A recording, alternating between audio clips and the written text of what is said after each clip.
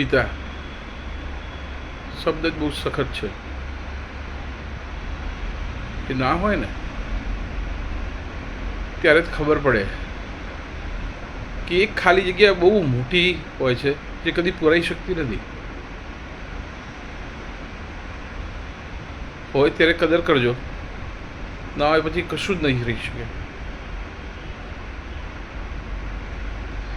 પિતા ના હોવાથી એક બાળક છે ને પુરુષ થઈ જાય, જવાબદાર થઈ જાય.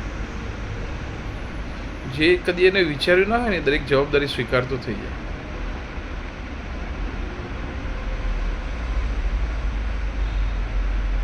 પિતા માટે કોઈ શબ્દ જ નથી, એ જ સર્વસ્વ છે. એટલે આજે હું ગૌરવથી કહીશ, મારું નામ કિરણ જયંતીલાલ પારેખ.